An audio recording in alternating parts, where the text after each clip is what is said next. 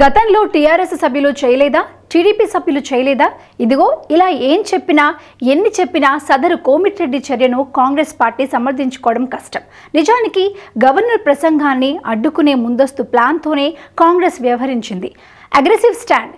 ఈ ఉప్పందిన కేసీఆర్ నిన్న టీఆర్ఎస్ ప్రజాప్రతినిధుల మీటింగ్లోనూ దీన్ని చెప్పాడు. అందుకే ఎవరు అతిగా ప్రవర్తించినా నిషేధిస్తామంటూ హెచ్చరిక జారీ చేశాడు. అయినా అదే జరిగింది.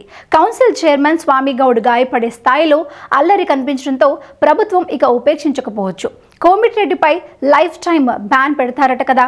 ఈ సందేహం రెండు తెలుగు రాష్ట్రాల్లోనూ బలంగా వ్యాప్తి చెందింది. కానీ లైఫ్ టైం నిషేధం సాధ్యం కాకపోవచ్చు. ఎందుకంటే ఈ స్పీకర్ అధికార పరిధి కానీ, ఈ ప్రివిలేజ్ కమిటీ అధికార విస్తృతి కానీ ఈ అసెంబ్లీకే పరిమితం. అంటే మరో ఏడాది. ఒకవేళ ప్రివిలేజ్ కమిటీ గనక సీరియస్ చర్యను రికమెండ్ చేస్తే బహుశా ఓ ఏడాది పాటు నిషేధాన్ని విధిస్తారేమో.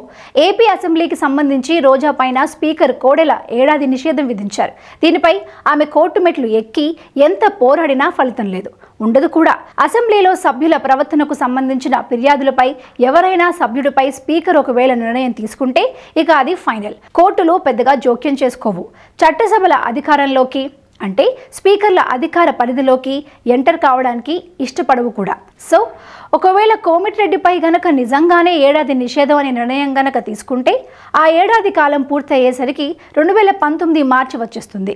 ఎన్నికలు ముంగిట్లోకి వచ్చి నిలబడతాయి. బహుశా వచ్చే ఏడాది టీఆర్ఎస్ ప్రభుత్వానికి ఓట్ ఆన్ అకౌంటే ప్రవేశపెట్టే ఛాన్స్ మాత్రమే ఉంటుందేమో. అంటే ఇక కోమిటిరెడ్డి పునర్దర్శనం వచ్చే అసెంబ్లీలోనేనా?